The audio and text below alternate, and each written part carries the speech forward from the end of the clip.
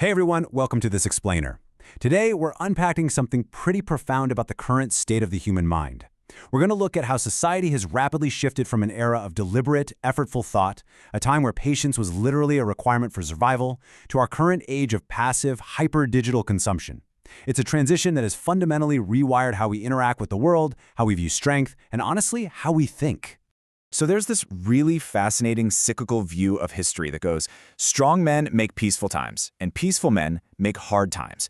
It perfectly sets up this concept of generational evolution. The idea here is that periods of immense struggle actually forge resilience and strength, right? And that strength creates eras of peace and prosperity. But here's the catch. That very peace, that extreme convenience and complete lack of friction eventually softens a society. And that inevitably leads back to harder times.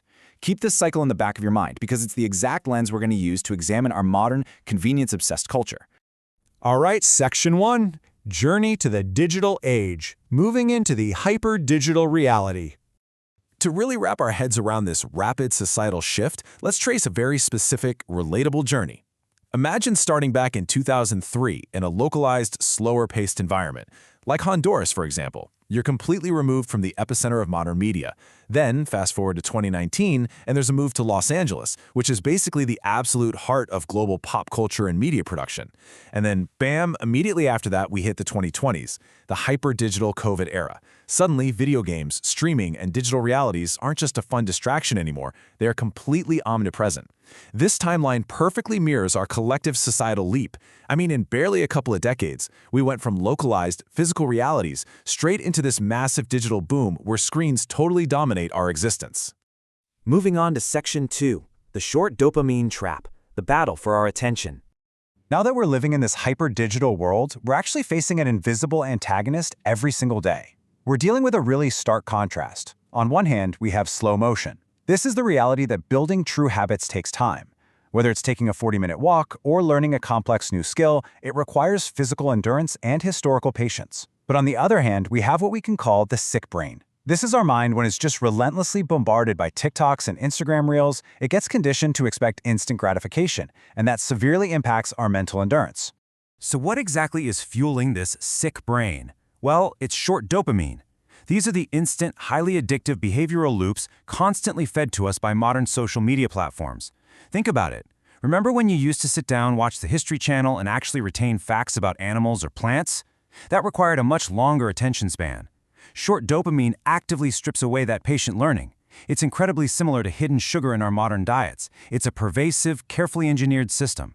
It makes everything feel great in the moment, sure, but we literally have to fight against it to maintain our mental and physical health. It's crazy, but doing simple, hard things has ironically become the most difficult task in today's world. All right, Section 3, the evolution of masculinity, shifting ideals in pop culture. To really understand what we're contrasting this digital era against, let's look at how we as a society measure strength. It's fascinating to see how the archetype of a strong man changes across different eras.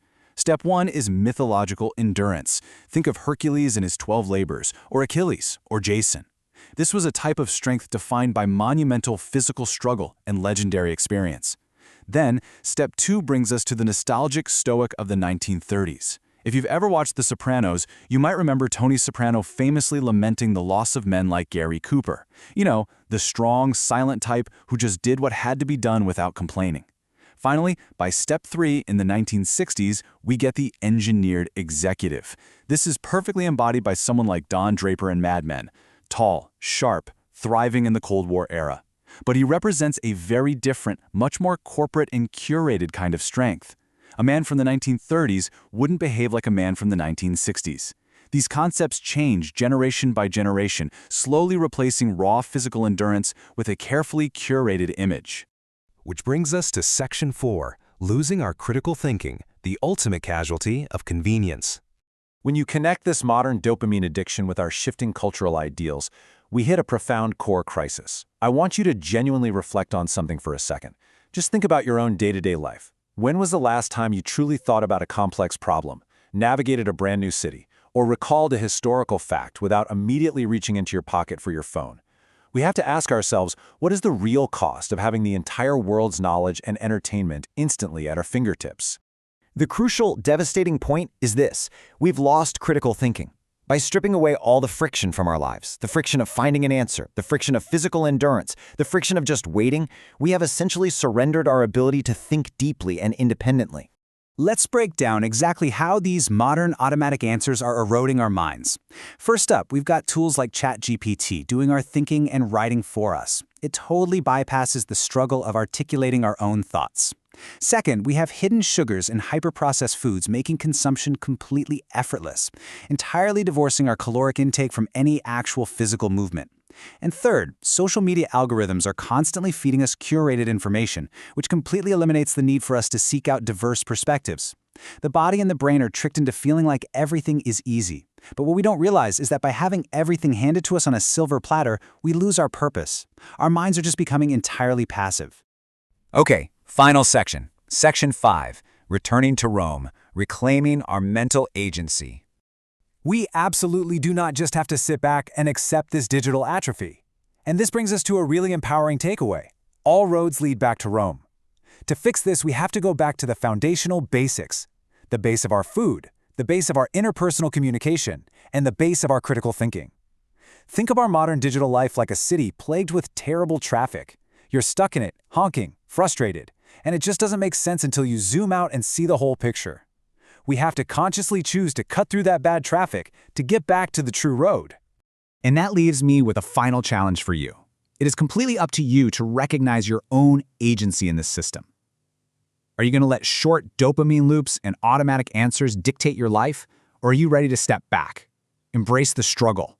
Go take that 40-minute walk without your phone. Stop and actually think for yourself. The friction isn't the enemy here, guys. It's literally the very thing that makes us human. Thanks so much for joining me on this explainer, and I'll catch you in the next one.